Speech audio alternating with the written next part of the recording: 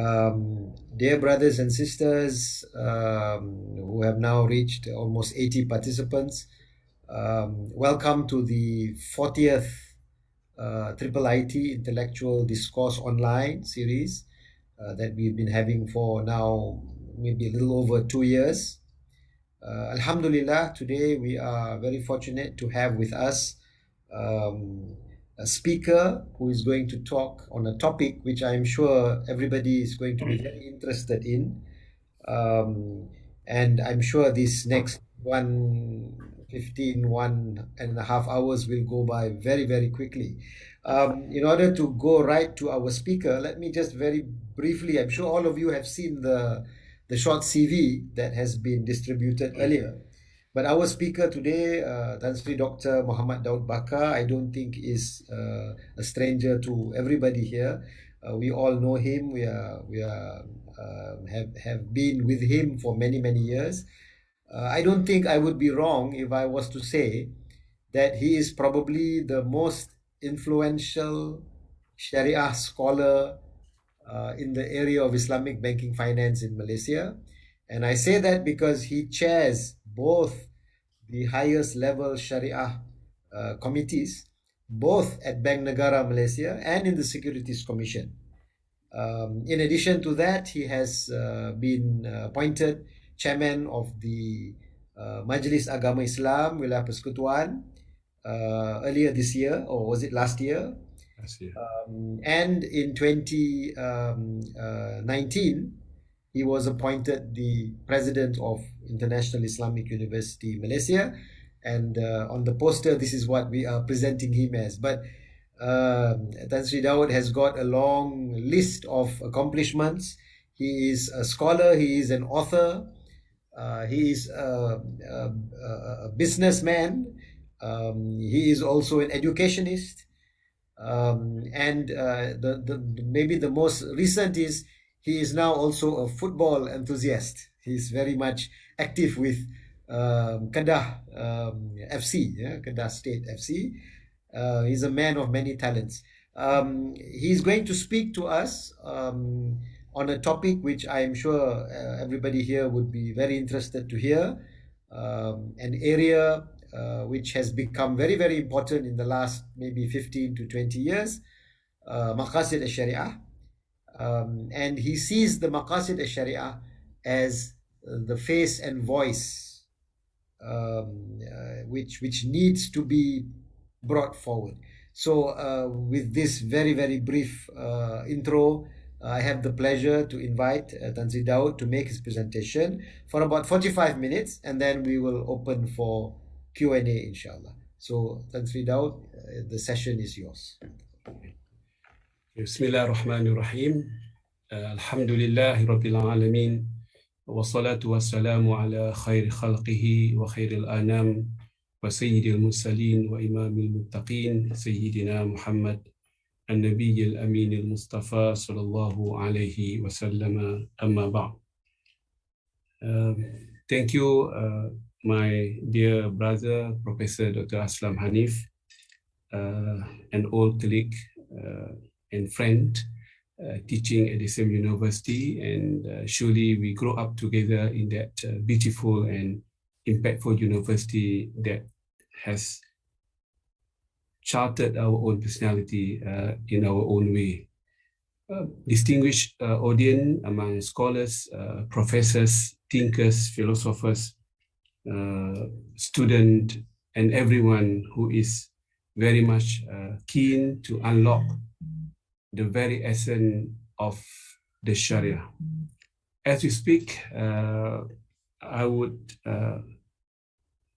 argue, and I would have thought that many of the Sharia dimensions have not been unlocked as we progress to really put our hands on our heart in understanding the very message, the very essence, and the very signal that the Quran and the Sunnah, both of them, are trying to impress on the mind of human, particularly on the mind of Muslim scholars and the public at large. So I'm delighted to be invited by IIIT. This is my first ever audience with international audience on the very meaning of Maqasid al-Shariah. By the way, the book has been published just recently to the end of last year in December 2021.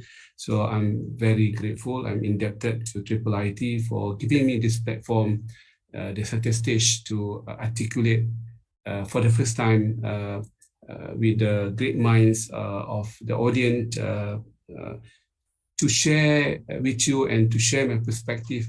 How do I look at Maqasid al-Shariah and how do I construct my own theory of Maqasid al-Shariah, which I have the liberty and the indulgence to share with you toward the end of my presentation, so that we can have a very soft landing at the end of the day.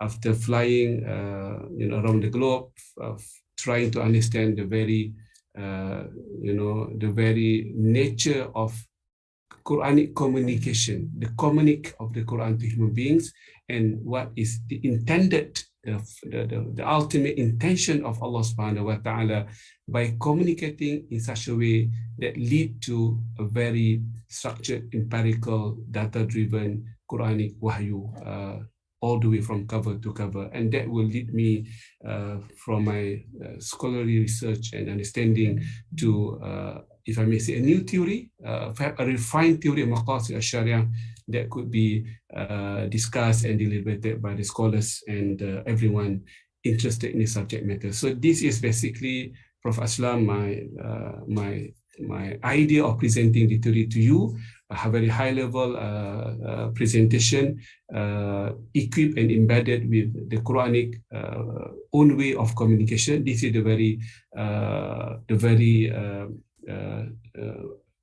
backbone of my maqasid. We have to understand the Quranic communication first. Only then we can understand the whole intention of the Quranic communication leading to Maqasid al-Shariah. And at the end of the day, it is my human endeavor to put that understanding in the form of theories or perhaps formula or code of Maqasid al-Shariah in the next, toward the end of my presentation.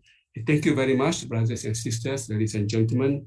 Let me start by saying that Maqasid al-Shariah is the most scientific and the most structured discipline ever. Perhaps contrary to the belief of many people in the at the moment, where they thought that Maqasid al-Shariah is very loose, very flexible, and everyone can simply quote and cite and argue on the basis and the merit of Maqasid al-Shariah without putting the very heavy foundation of each and every Maqasid al-Shariah that they are trying to portray to the community. So this is the basis of my book, to rebut, perhaps to repel, and to bring things right to the center of gravity. That Maqasid al-Shariah is not the knowledge of intuition, it's not the knowledge of emotion, it's not the knowledge of guessing work, never and ever. So this is something that we have to put in mind. It has its own mathematics. So we have to understand the very mathematics of Maqasid al-Shariah. After all, Maqasid is about the collective understanding of the Quran and the Sunnah. Of course, for me, I don't have the time to delve at length in the Sunnah. I just concentrate on the Quran, try my best to understand the Quranic Maqasid communication in the Quran. So basically, Maqasid is full of strict formula. It's not given to anyone to just pluck from the thin air that this is Maqasid, this is not Maqasid. And this has been the current trend, problem in our Islamic society. So we have to stop that kind of mentality, that kind of thinking process. Anyone is welcome to put on the table the argument of Maqasid al-Shariah, but he is or she is equally required and demanded from the academic point of view to put the mathematics of Maqasid al-Shariah. So what is this this mathematics is all about. So allow me to put in a very subtle way that, as you know, that we have seen in the previous juristic writings on Maqasid, beginning from the Al-Ghazali, perhaps a few scholars before him, all the way to Ibn Salam and Ash-Shatibi and many other great scholars, Ibn Taymiyyah in his Majmu' al-Fatawa, some of his chapter, not to mention the Usuli scholars, As-Subki, who else, who has been Al-Juwayni, of course, the teacher of Al-Ghazali, who influenced him to talk about Maqasid al-Shariah. So basically, the scholars in the past collectively have agreed there are five structured fundamental of Islam which receive the highest and obvious noticeable attention by the wahyu, by the revelation. And they have somehow presented to us the five verticals of the Sharia: Hifzul Deen, Hifzul Aqal, the protection of religion, the intellect, the nasal, the progeny of the family, the wealth, and the what else? The fifth one, I think. So these are the five verticals: Hifzul Deen, Hifzul Aqal, Hifzul Mal, Hifzul Nasal, and what is the fifth one? The Prophet Islam. It missed and slipped my mind at the moment. Yeah. Lineage. Yeah, family. Nafs, yeah, lineage and progeny and what have you. They were not wrong in the past, because these are the most obvious highlights of the Quran and the Sunnah collectively. But when they have said that, Ash-Shatibi, for example, said, well, the basis why these five are very much influential, because they were supported by many empirical research, al-istiqra', be it a partial empirical or a total empirical research, al-istiqra' al-kulli wal-istiqra' al-juz'i, in the books of Ash-Shatibi. Ash-Shatibi, in my book, I have mentioned that he has enlightened that the methodologies of discovering Maqasid al-Shariah should be scientifically based, or should be something very much tangible in nature. But somehow he has listed four methods of identifying Maqasid al-Shariah, but he didn't somehow mention that one of the methods would be the al-istiqra', that is the empirical or big data in the modern time, or the modern language of the time, which is quite surprisingly for the reader of the Maqasid. He has mentioned about more than 100 times in Maqasid, in the Muwafaqat, about the importance of empirical research, al-istiqra', but he did not put that as one of the methods to unlock and discover and bring forth the creation of Maqasid al-Shariah. So in my book, I have followed up his argument. He has started, and many other scholars have started, Imam Al-Ghazi, for example, why the Hifzul Deen and Hifzul Aqal were important, because they were mentioned many, many times in the Quran, in the Sunnah of the Prophet. So being mentioned one or two times is not good enough. Of course, we might be discussing later on how many times that would constitute many at the end of the day. In my book, I have taken the liberty to say at least 10 times. I could be wrong. I could be a bit, a bit on the high side, on the lower side. I'm not so sure, but let us start with a number. So 10 times of any mention of any theme in the Quran would make the matter deserving to be crowned with the Maqasid al-Shariah. And after all, my brothers and sisters, my beloved brothers and sisters, I have argued from cover to cover in my book that if we were to limit the Maqasid al-Shariah to only 5, for whatever reason, it will make the Sharia naive.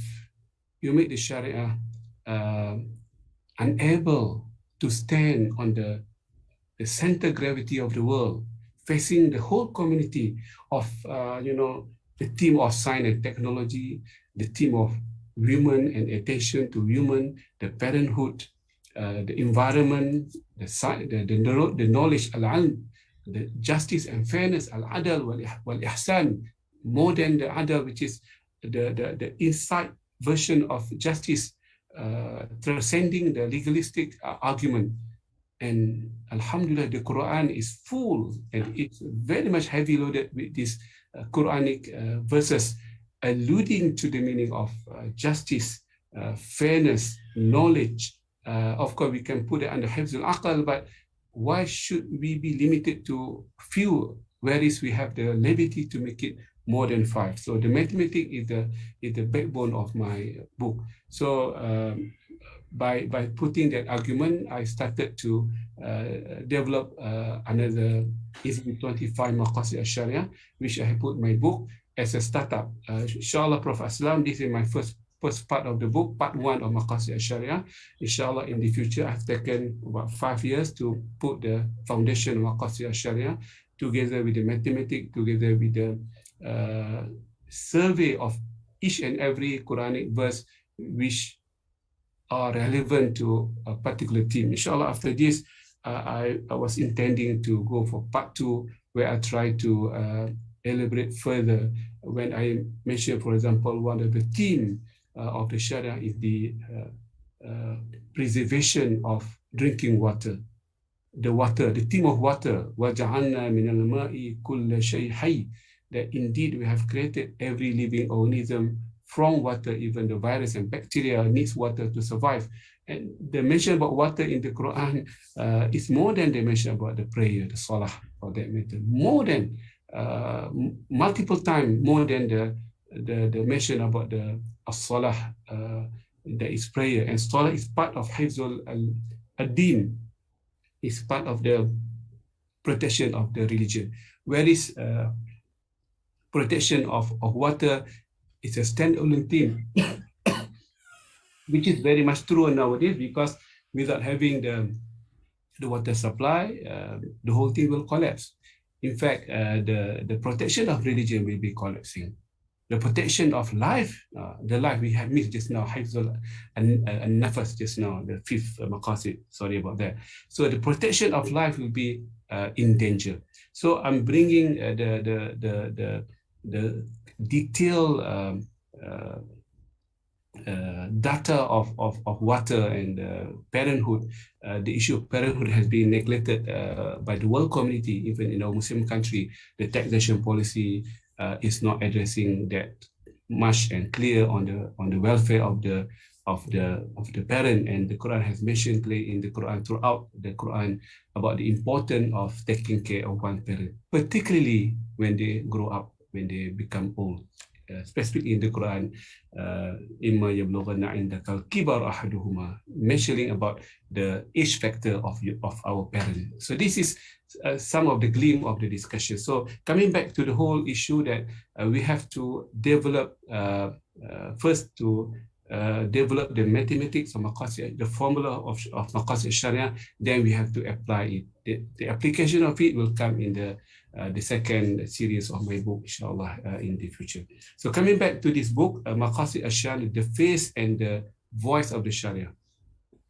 As you know, the Prof. Aslam and my esteemed, participant and audience, brothers and sisters, we need to make the Sharia speaking.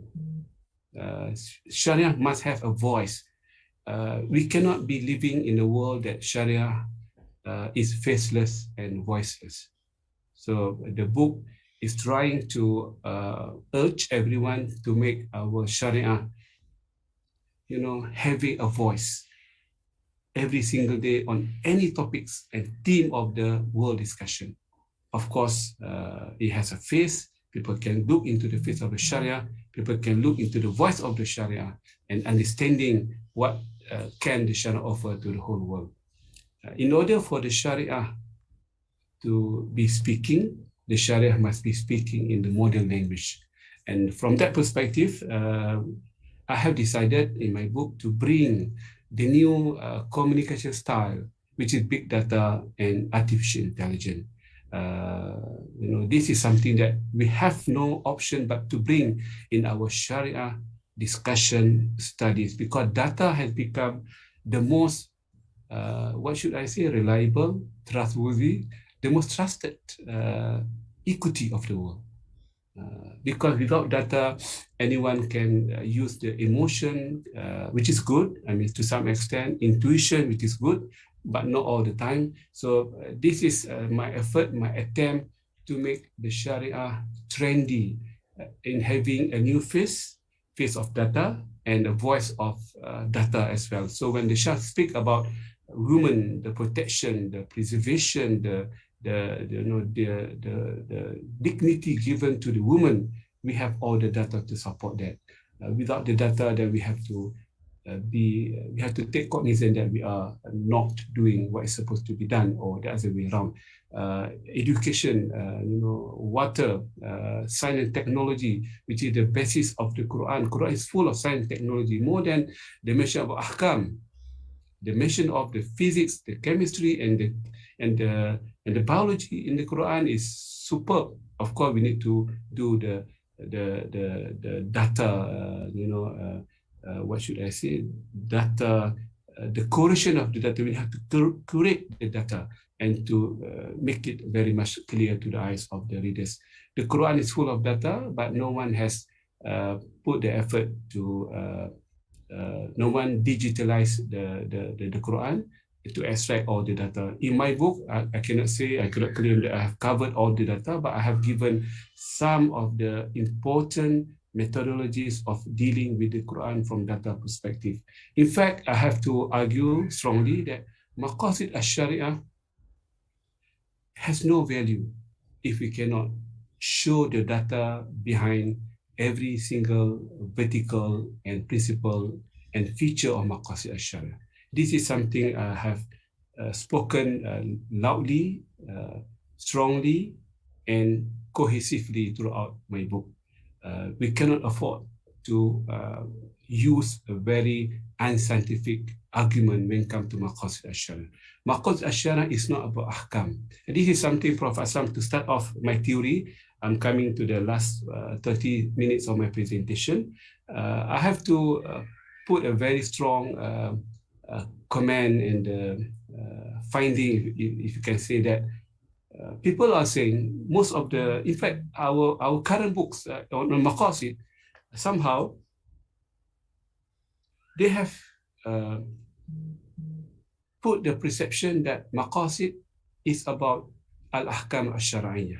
Maqasid is all about managing, issuing, producing the legal judgment about what is halal, what is haram, and within the 5 categories of the ahkam al-shar'iyyah, which is known to any student of Islamic law.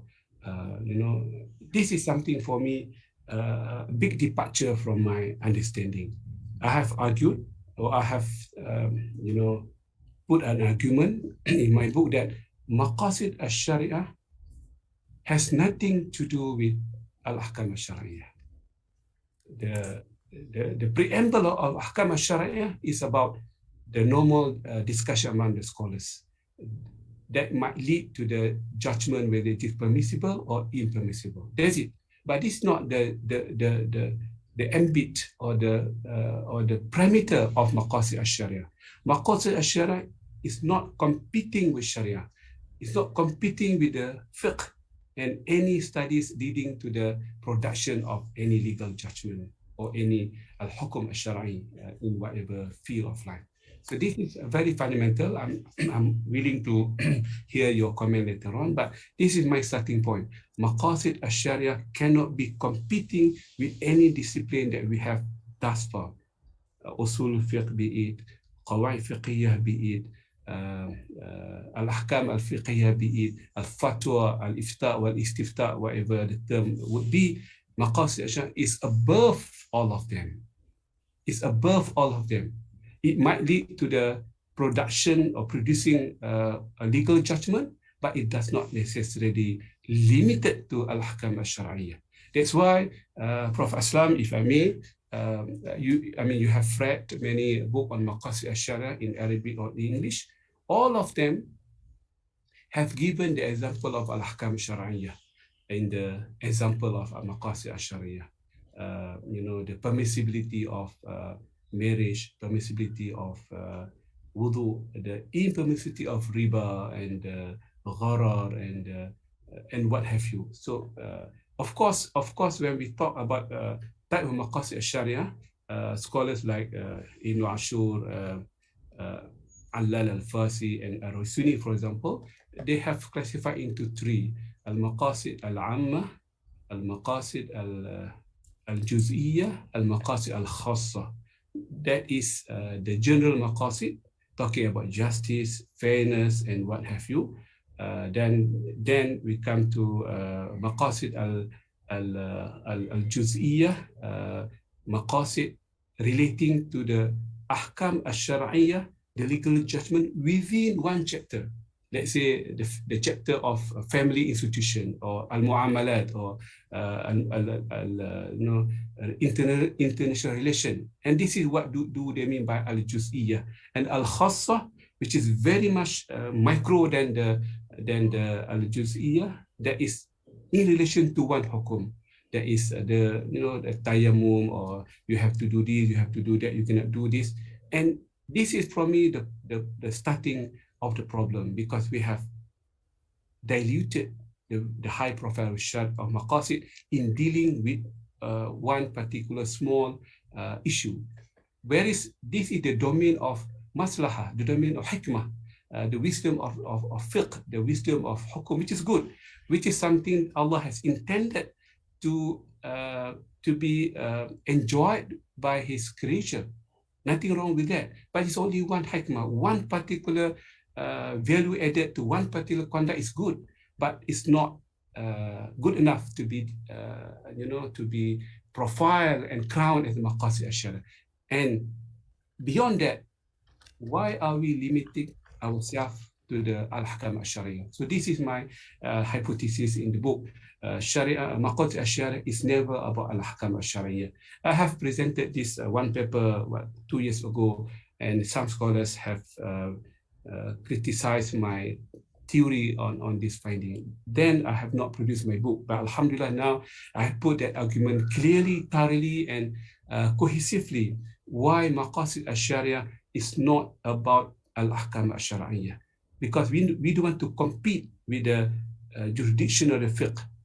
Maqasid al-Shariah is bringing something above, where I put in my book, I call it the tone at the top.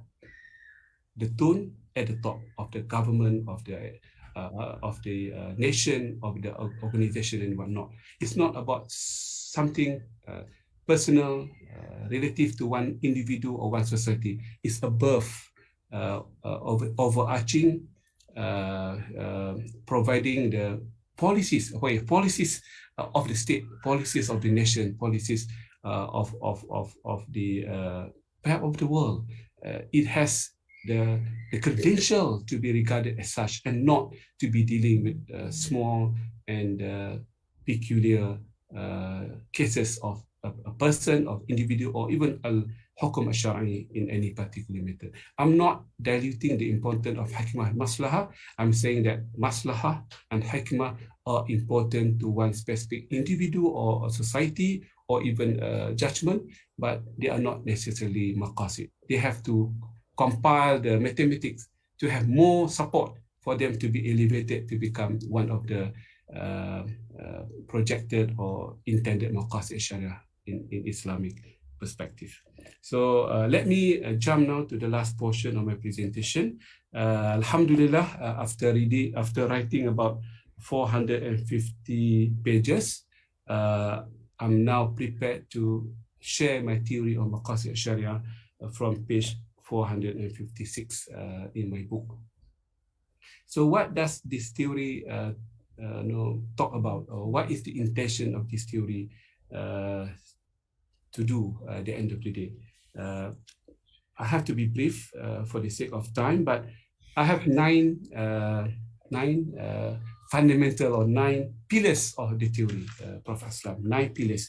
I hope we can cover these 9 pillars briefly, though, but let us do our best. The first pillar, which is the most convincing and the most fundamental before we talk about any other principle, any other pillars of Maqasid al-Shariah. Maqasid al-Shariah must be supported by a collective, cumulative, and compounding basket of evidence. Okay? It's not one evidence, it's not two evidence. In my theory just now, the mathematical Maqasid, at least 10 pieces of evidence to support. This is the focus, this is the theme in the eyes of Allah subhanahu wa ta'ala that need to be looked after as the policy of the nation. 1 or 2 or 3 mention or hukum are beyond qualification or under qualification, sorry about that. So the collective, cumulative, and compounding is the basis of Maqasid al-Shariah. So whenever coming to you with the Maqasid al-Shariah, he cannot produce or he's not able to produce a very collective. The Quran has mentioned that over and over. Compounding in the more than one time. Compounding is over and over. That is cumulative. Compounding, it create from one every day, it create another related and subsidiary or downstream evidence. Many of the Quran it talk about the interlinkage between collective, cumulative, and it creates and it generates another evidence altogether, very compounding in nature. Compounding is very much good from the argument perspective. Alhamdulillah, this is the first pillar. If we lack this one, don't talk about the other argument. I remember the joke of our late almarhum Dato Dr. Abdul Hamid Abu Sulaiman. He was our great rector of the International Islamic University. I met with him about 2 years before he passed away. He came to Malaysia then. I rushed to see him briefly at the university, the IIUM, one of the officers of the staff. And he talked to me about a joke where the general of the battalion lost in the battle. So he was brought to the martial court, the military court. Why did he lost and why did the whole members were killed in that battle? So he said, well, my lord, my judge, whatever it is, I have, many reasons why we have lost in that battle, why we have lost the life of our people, our army. I said, well, the first thing, very aggressively, we lack the bullet. We don't have the bullet to fight. The supply of bullet didn't come to our military camp. And the second one, the judge, intercepted and stopped him. He said, well, if we lost the bullet, don't talk about the second one, because this is the rest. You become a military, you have the weapon but no bullet. I mean, you cannot be functioning. You have to have the bullet first before having any other food or strategy or mapping or Google map, whatever. So this first thing is bullet. So in our case, I have to say the collective, cumulative, and compounding feature of the evidence of Maqasid al-Shariah is very fundamental. And I have the habit to argue, to see the argument of many writers and thinkers of Maqasid. Most of the time, Prof. Aslam, they have said this Maqasid without giving you the mathematics. I think we have to start changing that academic rigorousness or the research behind the Maqasid al-Shariah. Don't simply put forward any statement of Maqasid al-Shariah without putting, especially the new one. I mean, the Hafsuddin established, but let's say wanted to speak about the protection of this or X and Y and Z, you have to put the mathematics behind that. Otherwise, it is open for everyone to argue otherwise. The second pillar or foundation of Maqasid al-Shariah, from my perspective, I'm moving on to the page, to the next page. There is the theory of that Maqasid al-Shariah should be interlinked and should be interrelated to one another. Interestingly, in our case at the moment, we have somehow consciously or non-conscious or unconsciously, we have approached the topic of Maqasid al-Shariah independently, individually. Hifzuddin has nothing to do with Hifzul Mal and vice versa. In my understanding and my analysis, I have found that the element that each and every maqasid must support one another, must corroborate one another, because this is the nature of Islam, corroborative in nature. I call it the nexus Maqasid al-Shariah. Maqasid al-Shariah must have a nexus that can connect to the other Maqasid al-Shariah. If one standalone maqasid cannot be related to others, then it's very much doubtful and full of suspicion. That is not right Maqasid al-Shariah. So in brief, we need to see the interconnectedness between one maqasid and the other Maqasid al-Shariah. I have another conclusion toward the end of my session later on, that in fact, the more interconnected one maqasid with other maqasid, the more will make it the best, the most required maqasid at any point in time. The dynamic of time, because at the moment we need what? We need, given the inflation, recession, and the issue of so many things, the security would come first at the moment. Security in terms of feeling safe and having the food on the table. So security is one of the 30 maqasid I have argued in my book that must be the dominant feature in our discussion. And you cannot, no need to go far. I mean, you read Surah Al-Quraysh, فَلْيَعْبُدُوا رَبَّ هَذَا الْبَيْتِ الَّذِي أَطْعَمَهُم مِّن جُوعٍ وَآمَنَهُم مِّن خَوْفٍ. Security and food, and those are interlinked as well. Interlinked. Security from the cyber, from the people intrusion to our family, our children, education. This is security. So many other things that we have to think about it. But the bottom line, we need to see the interconnectedness between one maqasid and the other. One stand-alone maqasid is not a maqasid. This is not part, become foreign, something foreign to Islamic law construction. Sorry, I cannot say Islamic law construction. Maqasid has nothing to do with Islamic law. I need to change my perspective as well. Maqasid is about Islam. It's about the grand design of Islam, the tone at the top. The tone at the top is not the court judgment. It's not about the juristic opinion. It's about the policies of the state. The third principle, the texts of the Quran are fixed, are divine, are given, are fixed. We cannot add on any other verse, and we cannot delete any form of verse, never. And this is not our work. But the data of life is very variable, changeable, dynamics. So our job is to relate the data which is variable to the text which is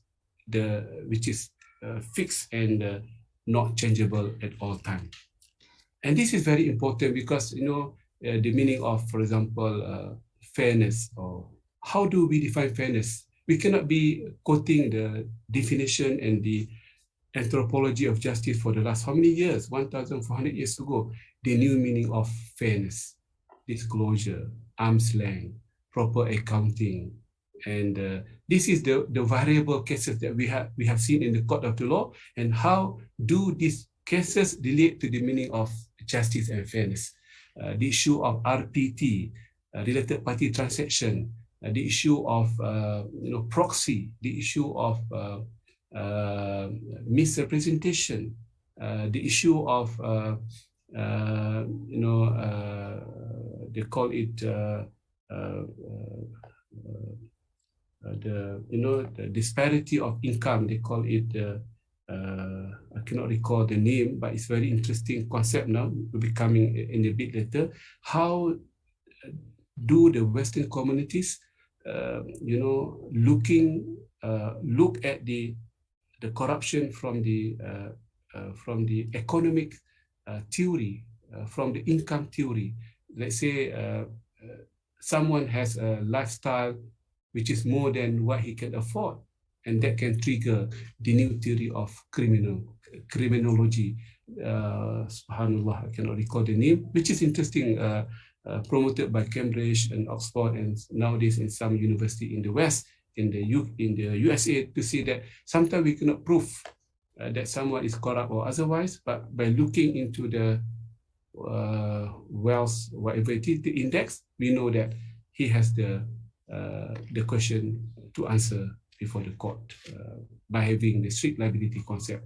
If you are in that position, you are deemed to be corrupt, otherwise, unless proven otherwise. So this is interesting. The new data that is coming to us, we cannot be, checking every single thing. Impossible.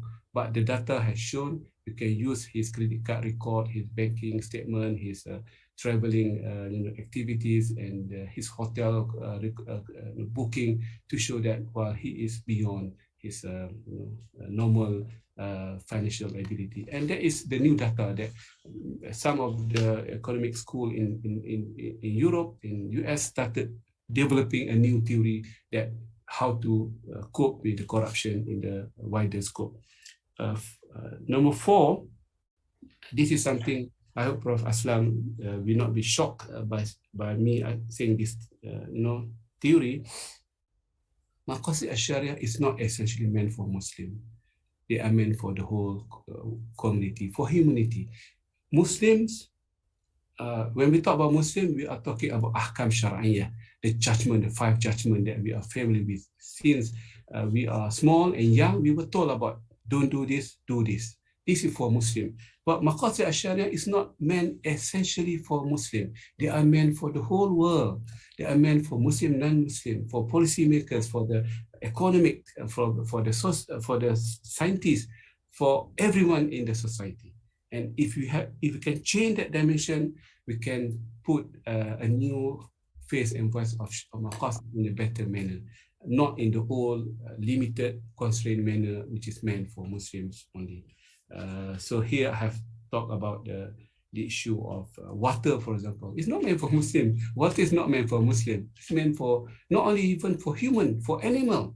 Without having enough water, animal cannot survive. When animal cannot survive, the food, the protein sector of the food value chain will be collapsing. So this is very important. Water is not for Muslim, for everyone living on this planet, and also for animals. I have spoken about that. So I will move on to the next one. Maqasid al-Shariah, another shocking, I would say, they are not meant for scholars.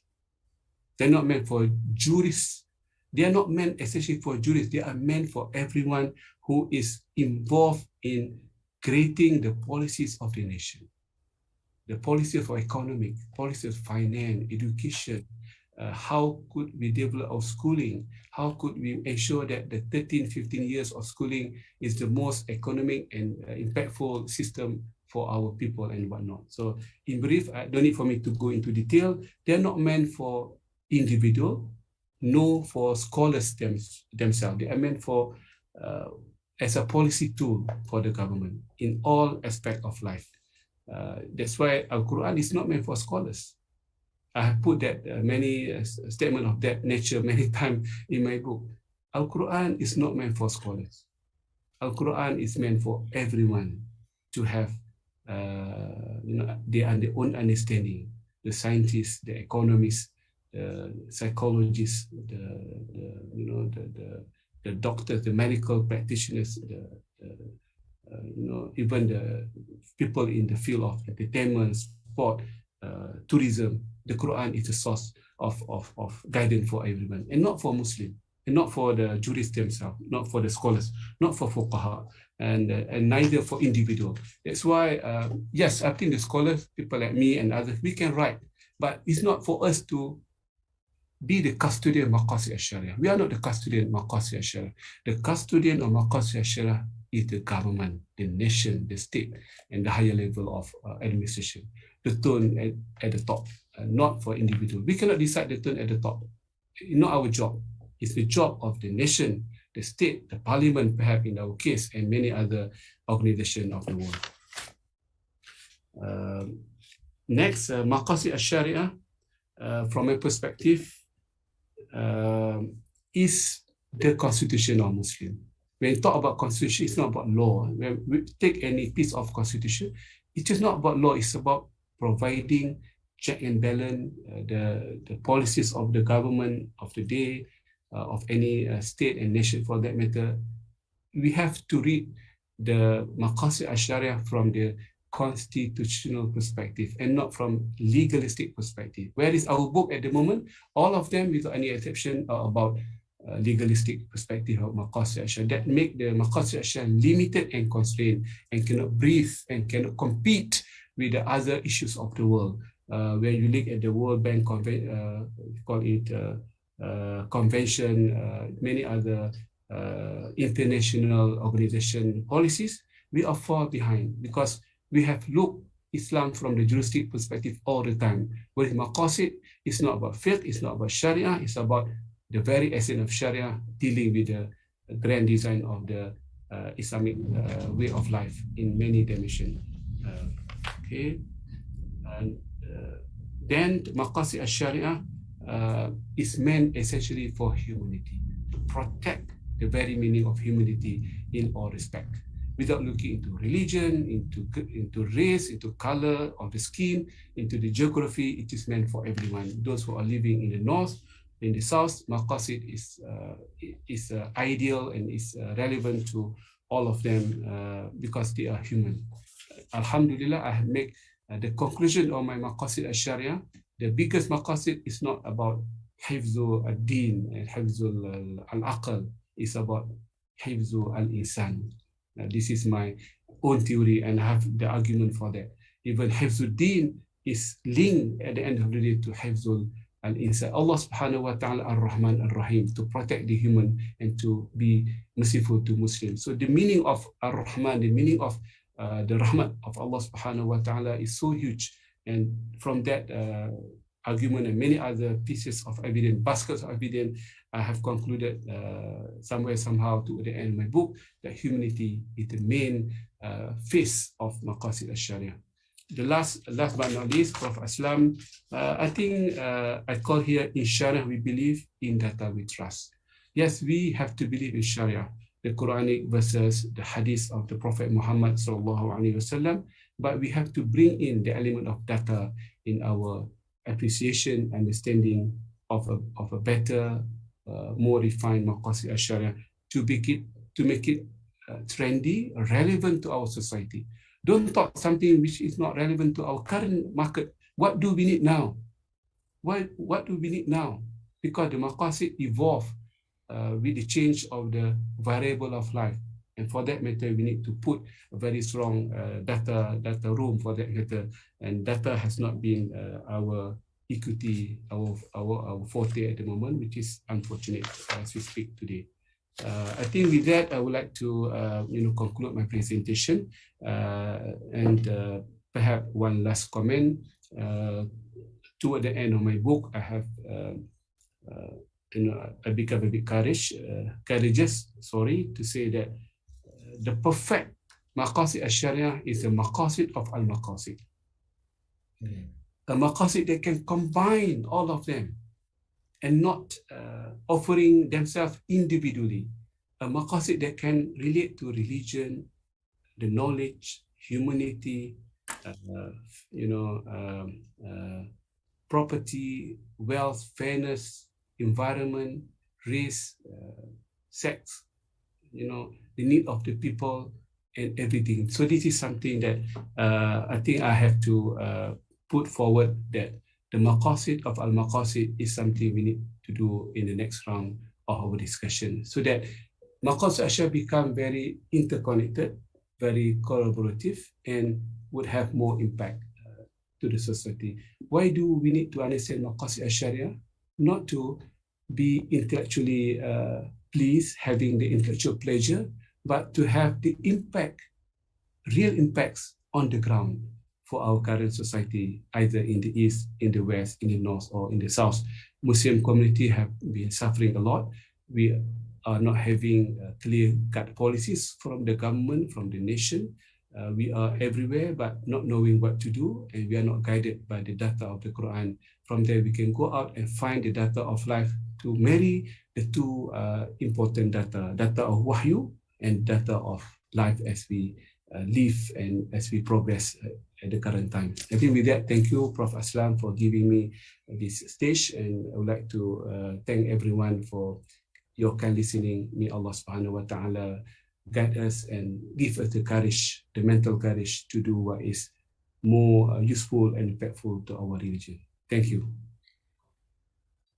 Jazakallah khair. Thank you very much, Sheikh Daud. Let me firstly just say that I'm very happy to hear this presentation tonight. I'm really looking forward to reading the book that will be there. I would like to take 2 minutes to actually pick out the points which I thought were very important, while our participants, they're already asking questions. It's in the chat, but we'll get to that inshallah in a while. Maqasid is not anything goes. It is a very scientific, it is very, very precise in its deliberation. It's not to be necessarily limited to the 5 hifz.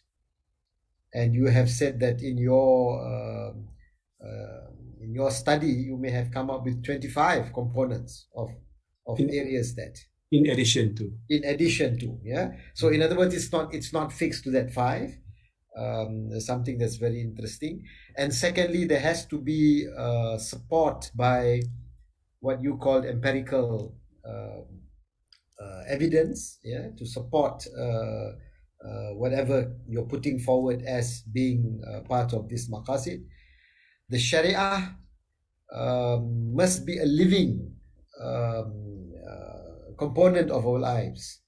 And in order to keep it as a living component, we must be able to utilize what today has become so central, which is data, artificial intelligence, and this is your basis also of the empirical support. Your next point is something that I'm so happy you said it, because I think I have been saying it in my classes quite a long time, but nobody listens when it comes from an economics person. The Sharia is not only ahkam. Maqasid al-Shariah cannot be only about ahkam. In fact, it's not about ahkam.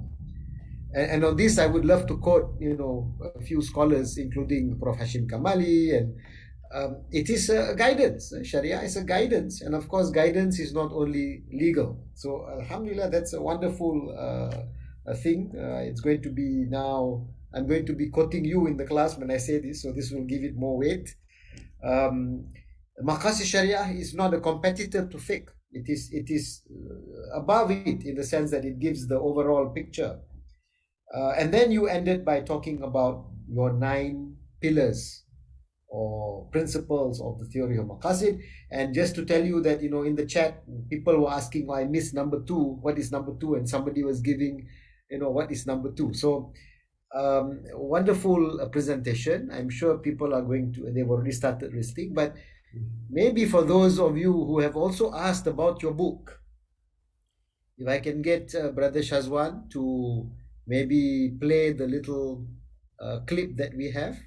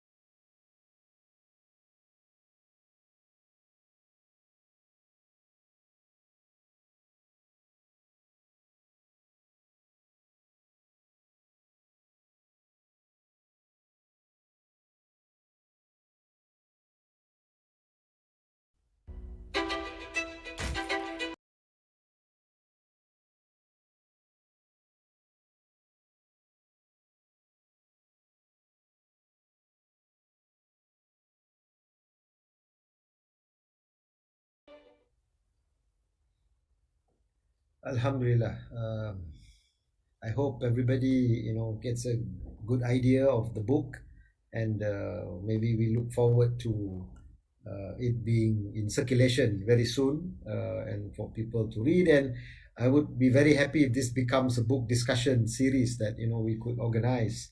Okay, there are many questions. Let me go to the first one that I have seen here. It's from Muhammad. I'm sorry, the name is not coming. Shihan. What do you mean not for jurists and scholars? Does it mean that general people can use Maqasid as a tool to find solution? Because Imam Shatibi said that the one who involves in Maqasid studies should have profound knowledge about fiqh ahkam. Please explain. Yes. Yeah. Okay. Thank you, Prof. Aslam, and thank you, Shihan. I think if I get your name correct. Yeah. Basically, this is my understanding of Maqasid al-Shariah.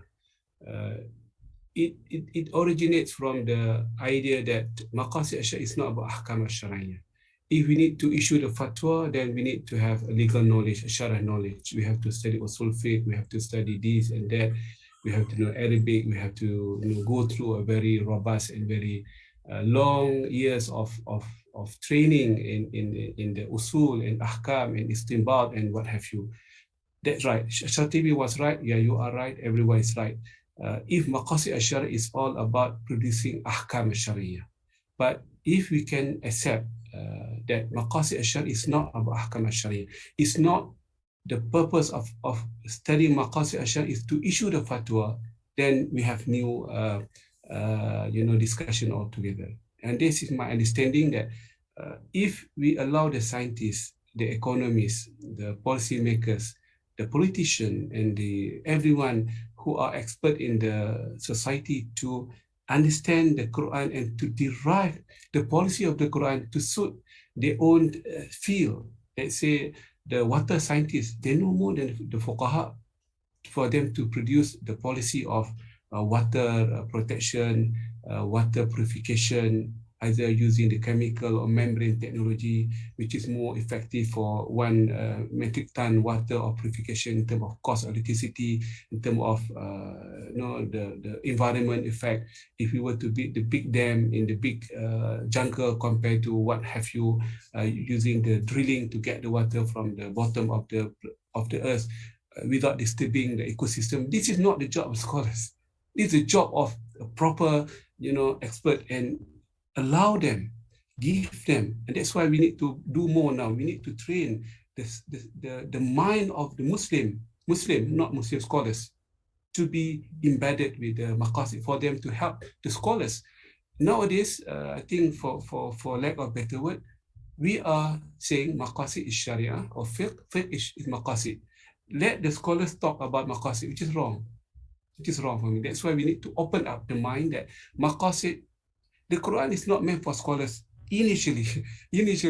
Otherwise, only scholars can read the Quran. The rest no need to read the Quran, no need to do research, no need to look from the scientific perspective.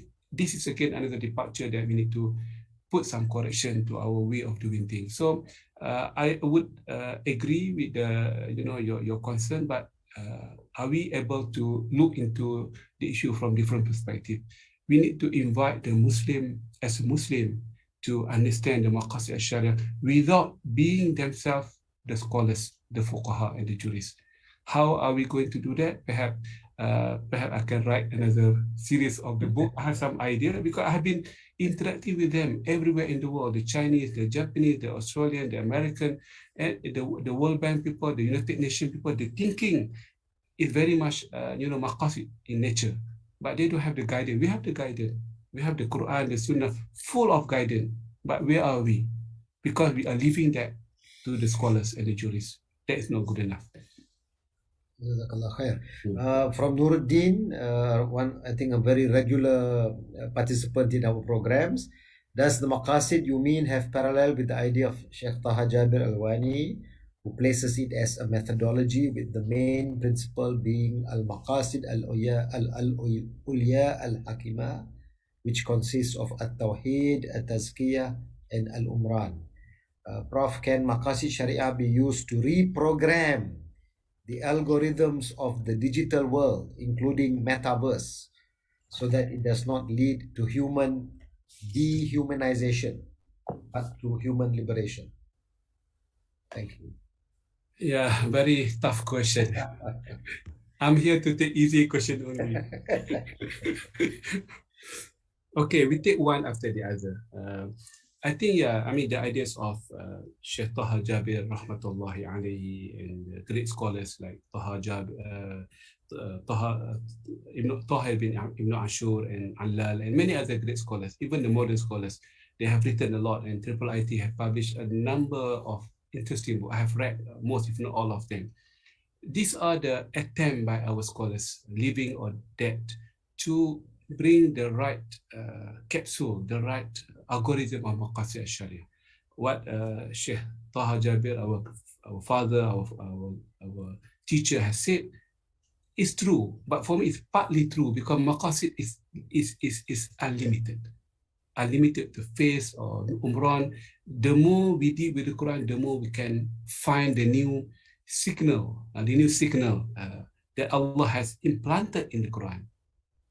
Allah has planted so many things for the survival of human being. So it's up to me, to you, to everyone to really start reading the Quran from the Maqasid perspective, not from the Ahkam perspective, not from whatever perspective, limited perspective. I think I missed one of the pillars just now. Maqasid is neither limited nor limiting. Interesting concept. Maqasid is neither limited to 5 or 7 or 10 or 20. It could be more, it could be 100. Neither limited, it does not limit your creativity to find out the tone at the top. And the tone at the top is changing from one nation to another. Perhaps in some areas, Hifzuddin would be the first because Islam under threat. But in some cases, the proliferation of science technology should be the first priority from the budget perspective. In some nation, no water. Without water, the animal cannot live.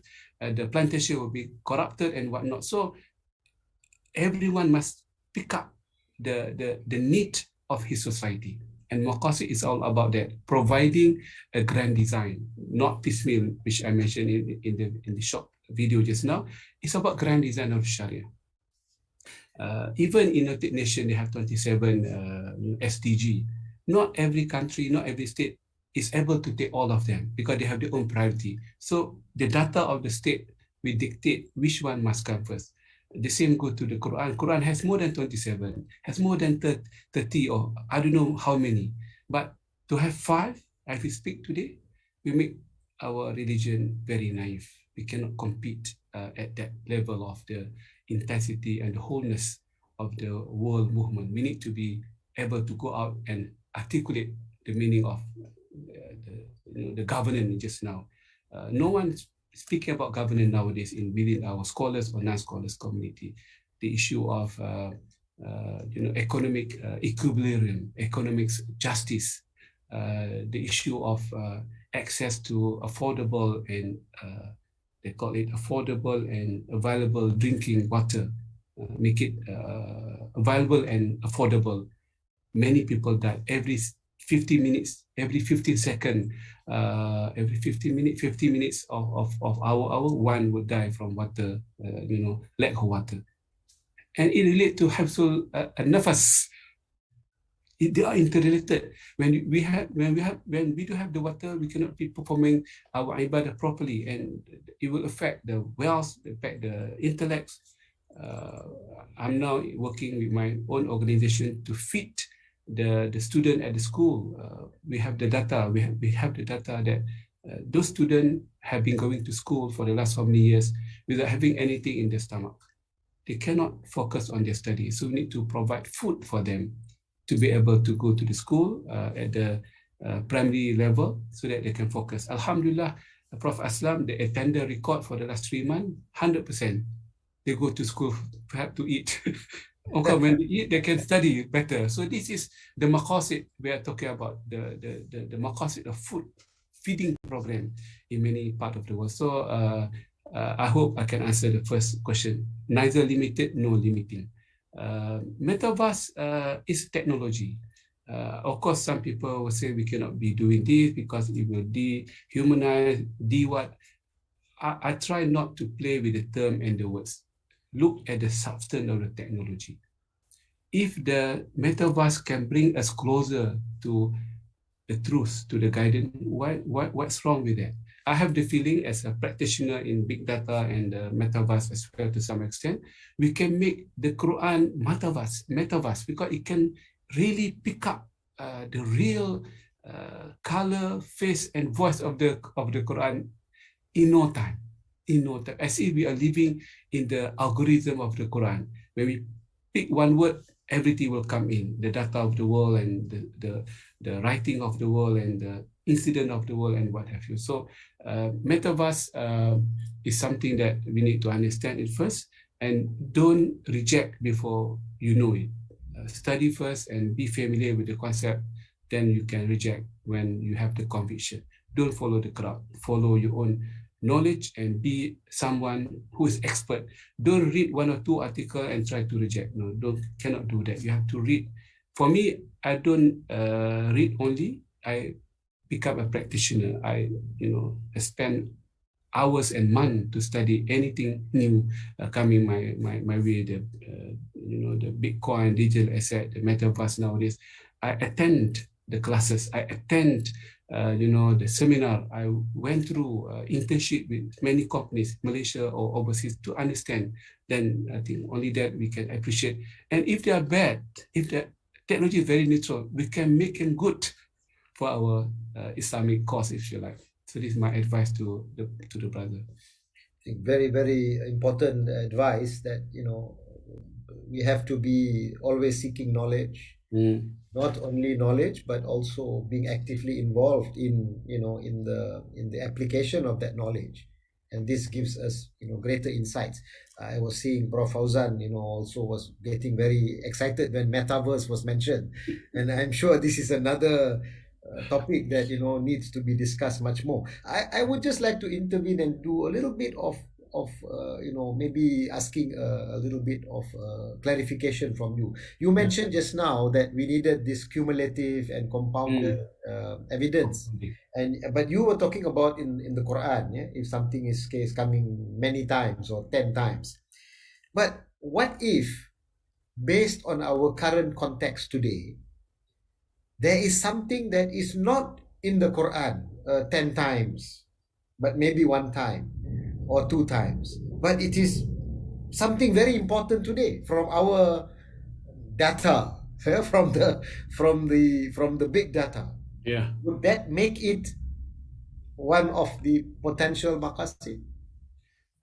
Yeah, in theory you can say that, but in practice, the Quran has clearly and vehemently pronounced and declared, "Ma farratna fil kitabi min shay." We have not ever neglected any important thing in the Quran. Min shay to say is fundamental. Shay here is not the normal thing. The Quran does not talk about small thing, about this and that. Min shay, according to the Mufassirun, the Quran never left something fundamental not being mentioned in the Quran. So yeah, I mean, in theory, we can agree to that. It could be some cases we don't have the support of collective, cumulative, and compounding, but deep down in my heart, Quran is so great. Quran has all the elements. Remember I mentioned about water just now. Not many scholars were aware in the past. I mentioned about parenthood. Not many people mention about that. And the more we do, I stop at 30 maqasid, but I have the feeling it could be more, because the Quran comes with the direct communication or indirect, or I call it cognitive. I have a chapter in my book, cognitive. The cognitive understanding of the Quran is very weak and very missing in our tradition. We have not taught our young people of cognitive interpretation. One word has many layers of understanding. This is the beauty of the Quran. One word, one sentence, one construction, it can go multiple time of dimension. This is the cognitive meaning. And big data is about cognitive. When someone says and repeated again and again by other people in different context, it have he gave many different meaning understanding. So cognitive, discipline need to be brought in our discussion. The university is very poor in the cognitive teaching and discussion. Me myself, I miss that one until I joined the classes on big data. First lesson, cognitive. I mean, back to basic, yeah. Okay, we have another question.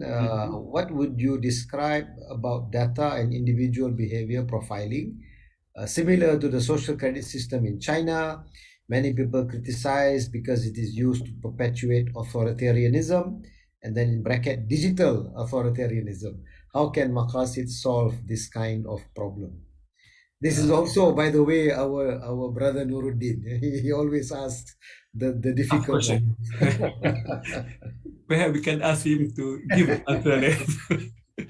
Okay, I try to be honest with you. I don't think I have the answer to that high level question because I have not seen the data of, you mentioned authoritarian, but from my own limited knowledge, from the big data that I have done in my own world, many applications I have done. One thing I can be confident with is being able to offer a personalized solution. Because in the past, whatever we do, we thought it's one solution fits all. One solution fits all. For me, it's over by now. With the big data that we have, we can change that.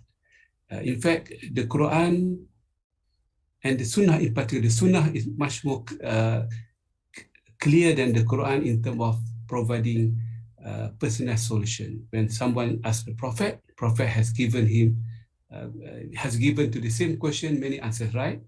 Many answers for the parent, for the mother, for the father, for the poor man, for the rich man, for everyone. But same thing. Or Prophet, what is the best good deed among all the deeds? Salah fi waqtiha, pray on time. The other one, birrul walidain. The other one, this. Personal solution. Prophet knows his profile. Prophet knew his profile, and Prophet give the profile answer to that profile person.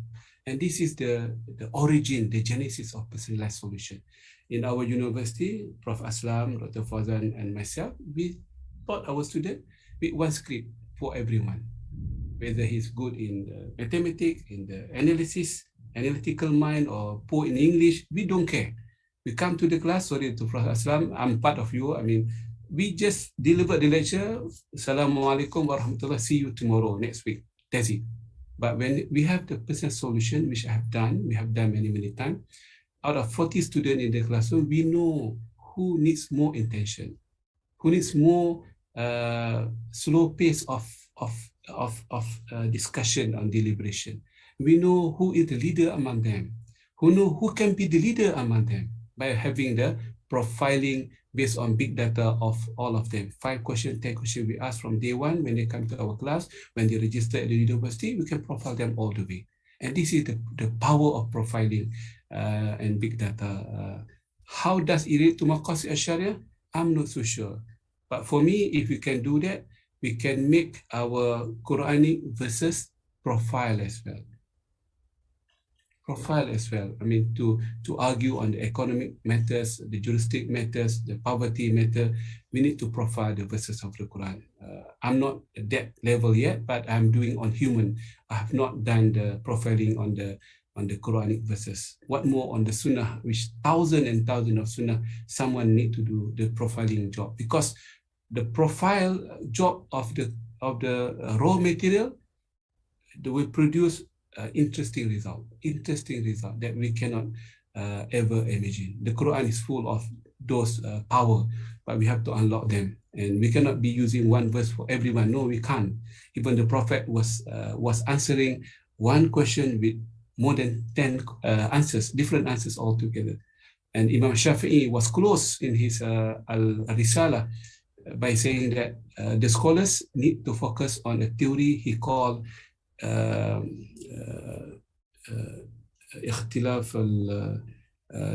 theory اختلاف الحال or similar to that. There is the hadith was narrated in its respective context, the theory of context, a siyak, the theory of context. And he has gone further than that. If you read the Arisalah in one of his chapters, to see why scholars, why the components themselves are divided. Interestingly, I mean, just to pick up his own writing, just to open our mind when it comes to personal solution, he said, well, some of the companions, they were there, they heard the question, and they recorded the question and the answer from the Prophet. Some of them, they came late. They didn't hear the question, they heard the answer, they recorded the answer, the reply without the question. It gives a lot of meaning, a lot of impact, of course, to the mind of him and those who have read, who have listened his hadith. And some of them who came late, who were not, paying attention that much, he missed the question, he missed some of the reply of the Prophet, he recorded only half of the other reply. That create a lot of issue, not because they are bad, because human nature. But if we can understand the context of everything, as argued by Imam Shafi'i, we can resolve so many ikhtilaful fuqaha. So when it comes to our world, we need to spend and invest a bit on data. And I would say Prof. Dr. Fauzan and Aziz, I think we need to do big data and profiling on the Quran to unlock the real value of the Quran. The Quran is so powerful, it comes from up there, not from this world. It's ready to be unlocked, but we are not doing that at the moment. True enough. Yeah. Jazakallah khair. Thank you. It's 10:30 now, but with the permission of the organizer, secretariat, as well as our speaker, if we can continue, because there are still quite a few questions that are in the organizer is happy with it, but up to the speaker. Yeah. The speaker is equally happy. All right, proceed, please. Yeah, there is a very interesting question from Khalid Shinoy. And I think this is maybe, in a way, saying that whether you want to have 25, 35, 45, have not the other maqasid expounded here been derived in one way or the other from the core 5? And I believe this is a point that, in discussion. So maybe you can answer. Yeah, many questions I can see over here. They are trying to say, why do we need to create another 5, another 10, another 30? Are we not good enough of having 5, and from 5 we can create the they call derivative. Yeah. I think water, for example, we can put it under hifzul al-nafs. But it's not about hifzul nafas. It's about more than protection of life. It's about electricity, about the power, the water source. It's about the the maintenance of the cleanliness and what have you. So why should we undermine the water just because we wanted to be limited to the 5 vertical that our scholars have listed? Are we not supposed to unlock the Quran and to make the theme of water more prominent? Even the Prophet, even for whatever reason, we can bring the water theme under the life protection theme. Even we can do that. For me, it's better to create a new dimension to show to the whole world. But we are, before the United Nations SDG, before Paris Agreement, before Kyoto Agreement came into place, Quran is already talking about that already. More than 70 verses on water, directly, indirectly, we can 100 times. So this is something that we have diluted the value of the Quran because we wanted to restrict ourselves to 5 or 6 maqasid. Don't unlock and don't dilute the value of the Quran by having this methodology. So this is my strong message in the book. We have to unlock the algorithm of the Quran more than unlocking the human effort in the past. Because in the past, water was not the issue. I mentioned in my book. Water was not the issue at all. Water was pleasant. And in Baghdad, in the 2 rivers, flowing like no one business, plenty. But nowadays, I've read the report just today about the level of water in 2 important rivers in Middle East. You know, the 2 important rivers. One is in Baghdad all the way up. The other one, the Nile, all the way to the south. interesting report from many people, the water level has dropped.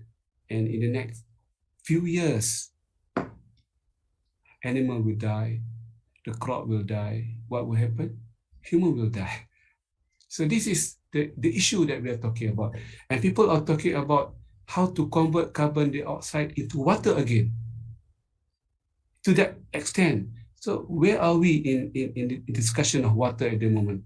Not to mention about the lack supply, but the future 100 years, 200 years from, even 1,000 years from now. We have to create the new technology of hydron. We have to break that the hydron and the carbon, whatever, oxygen into two components. And we have to save the water at any cost. Again, if you can put under Hifzul Mal, Hifzul al-Nafas, we can do that, but it will make the water agenda marginalized, perhaps postponed or delayed, because we cannot see the importance of water today and tomorrow. So I would argue strongly, enough is enough. We need to be more bold and courageous to create whatever team. I'm not saying water is the best one, it could be the other one, but don't limit ourselves to the 5 vertical of Maqasid. Al-Juwani, in his book in the 6th century of Hijrah, was saying that he has added one additional in his book, Al-Burhan, Al-Irq, protection of reputation. Now the reputation has become, wow, the social media. He has spotted that how many years ago? 6th century of Hijrah. Now it's 15th century. Al-Arq, there is, because during his time, people were taking it easy to accuse someone, to say about someone, you are this, you are this. You say, wow, you have, and the Quran is full of ayah verses on protection of one's good name. Nowadays, when we accuse someone, okay, sorry, done deal. Then tomorrow he will repeat again. No, the culture has come for us. The time has come for us to bring back that protection of which I mentioned in my book, protection of reputation. Reputation is the most important thing after our face, right? We cannot change our face. We cannot allow people to challenge our reputation, our good name. So this is the meaning of the new Maqasid. Ibn Taymiyyah in his Majmu' al-Fatawa, interestingly, I pick up his idea. He was saying in the 8th century of Hijrah, he was saying that why should we limit ourselves to few Maqasid al-Shariah? But he didn't proceed further to suggest. But he has hinted already. I have quoted in word by word his statement in my book from his Majmu' al-Fatawa. And this is something, the spark is, then we have the colonization, we were colonized, and the idea of reform was buried for a while, and the time has come for us to come back. And alhamdulillah, we had the big data technology, the algorithm, the cognitive skill and tool. Use them all to bring back the life of the intensity and the wholeness of Islam and Sharia. I think this point goes to the issue which you mentioned earlier.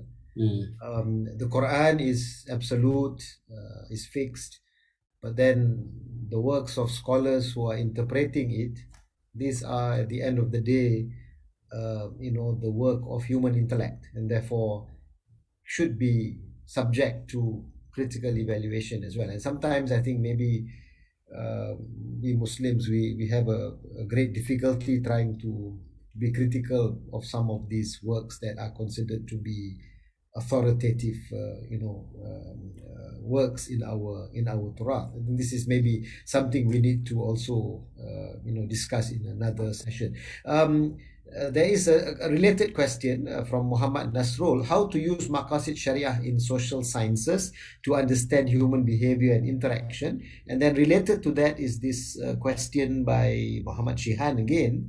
What are the qualifications to use Maqasid in all areas, even beyond social sciences?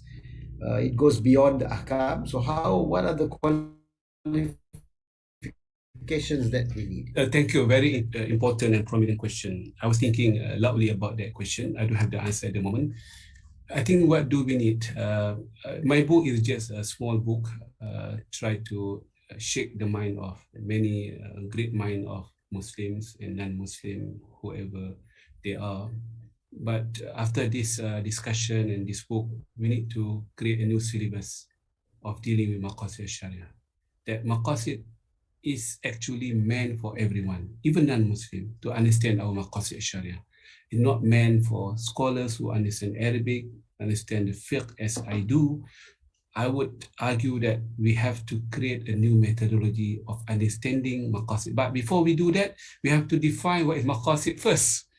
Only then we can devise a curriculum to unlock the Maqasid al-Shariah, so that the scientists of Muslim, the economists of the world, the biologists, the chemists. I was in Kazakhstan a few days ago, and we talked about the whole thing of the illness in our society and how does it relate to Maqasid, the meaning of Asl Taqwim, the meaning of C17 in our body, because C17 is the dominant formula of a good chemistry in our body.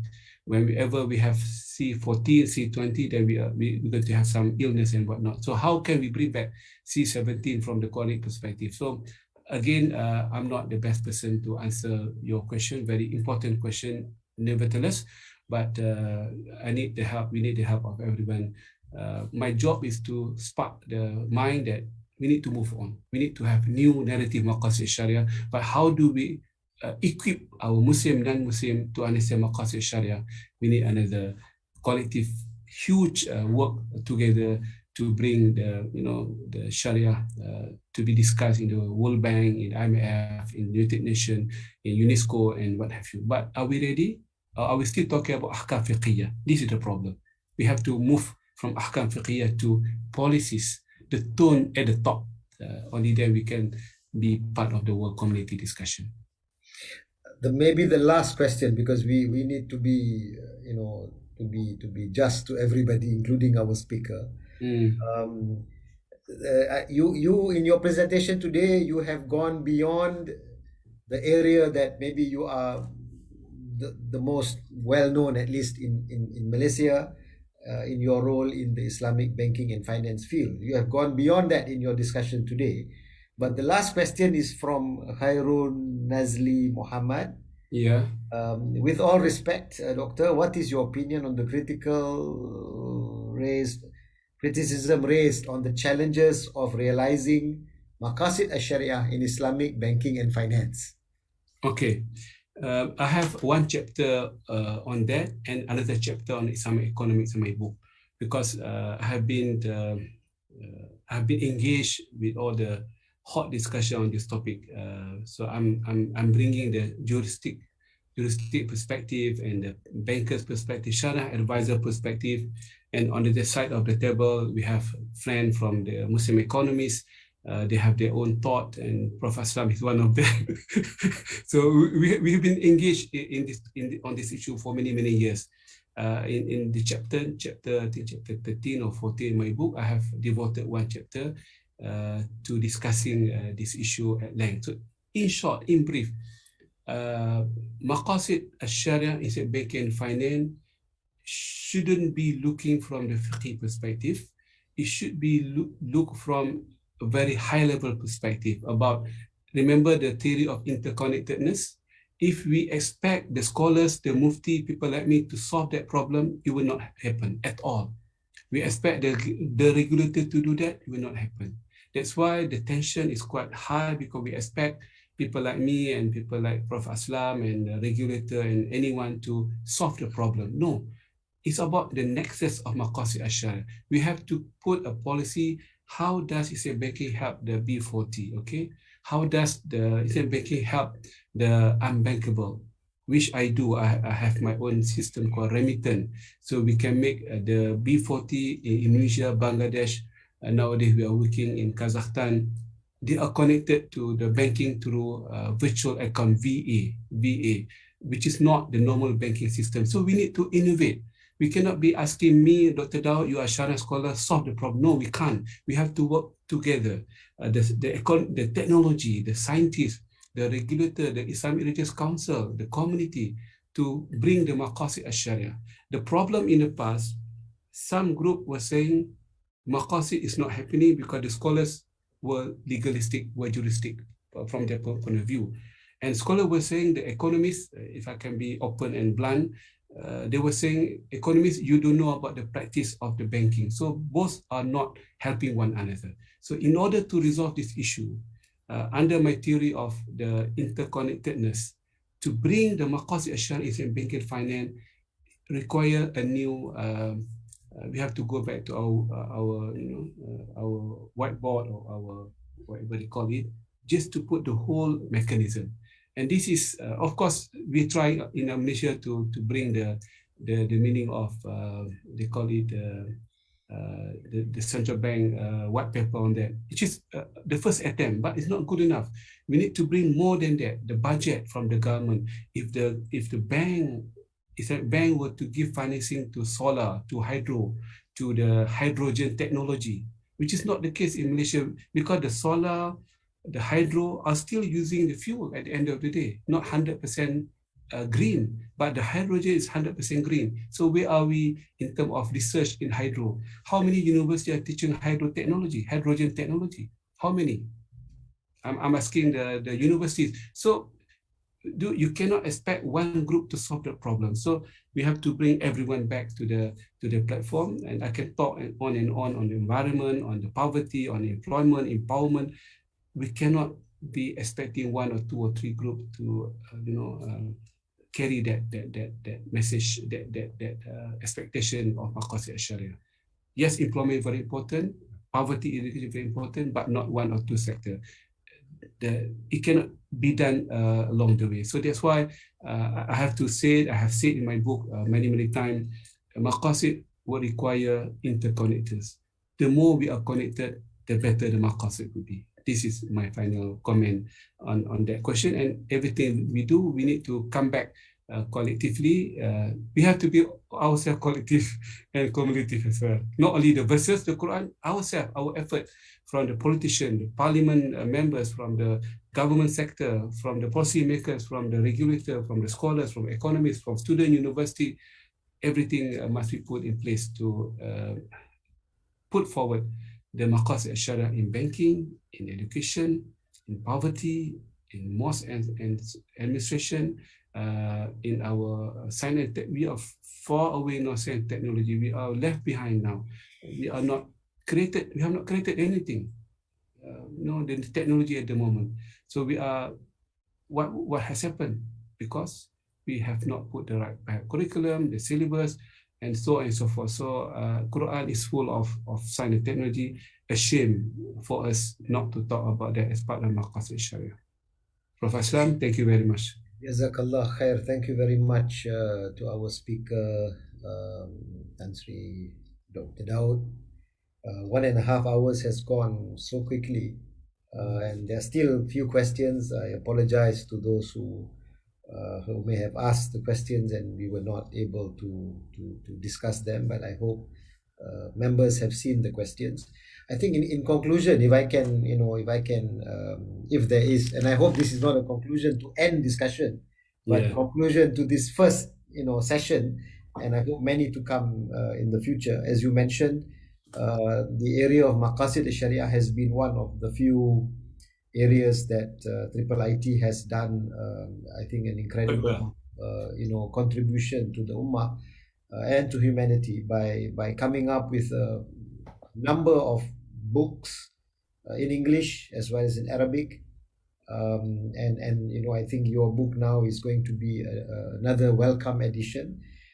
In order for us to make Sharia the guidance for us in all aspects of life. And when I say us, I'm talking about humanity. It has to be a multi-dimensional, not only multidisciplinary, maybe even transdisciplinary effort where we create new disciplines involving people with variety of backgrounds. And connected to that is the curriculum that we have in our higher education and maybe even in secondary education, where we are able to provide these different dimensions to our students rather than in the present compartments that we do. To a certain extent, we try to do that in IIUM by this integrated curriculum, but I think, as Daud mentioned, and we have been with the university for many years, yeah, we have successes, but we also have shortcomings. So I think this is another call for us to relook at how we can truly make the Sharia as a guide to every dimension of our life. Once again, Jazakallah khair. Thank you very much, to our speaker, and thank you all to all the participants who have been with us since 9 o'clock. I'm just wondering if Prof. Fauzan, you have any last comments or observation you would like to make. Thank you, Prof. Lam, and also Tan Sri Dr. Daud Bakar for having time with us, even though we know we have to reschedule again and again for the tight schedule. But I believe we should continue further to discuss about this book, because as you can see, even now we have 75 participants still want to hear from you. Then we have to go details and so on. And we also want to translate your book into Arabic and Malay, inshallah. Make dua that we can expedite the process. And inshallah, by next month, we try to bring Professor Jasir Audah too. Because if you realize that we already have like series of Maqasid al-Shariah for a couple of months, then this is the thing that we want to focus on. And inshallah, make dua that maybe we're going to make international conference for Maqasid Sharia face to face. Invite Prof. Jasir Audah, Tansis Daud Bakar, also Prof. Tahir Misawi. And I think second Prof. Aslam also himself going to organize one Maqasid Shariah's application, applied Maqasid Sharia conference in August or September, no mistaken. So inshallah, we will discuss further, and I hope that and for the participant, thank you so much, and please follow us at IIIT's international discourse online, and also we record it and we put it in YouTube in IIIT online courses, and also in our Facebook. Thank you very much. I'll pass back to Frostan. Thank you very much, Professor. Maybe just for the knowledge of Dr. Daud, we introduced a research program last year on the theme of applied Maqasid studies. So we received about 21 proposals, and we gave grants to do research in about 21 projects, and we are hoping to present more than 200,000. More than 200,000 ringgit. And we hope to present these papers in a symposium in September, in mid-September. And we would be very happy if you will join, because some of the papers are, I'm sure you may be interested, and we'd love to hear from you. So this will be in September, and to everybody who's also listening in, we will give information about this in later dates. Right. So once again, Jazakallah khair. Thank you very much for everybody, and we hope that we will meet again next month in the 41st session. Till then, have a good rest, and inshallah till we meet again. Assalamu alaikum wa rahmatullahi wa barakatuh.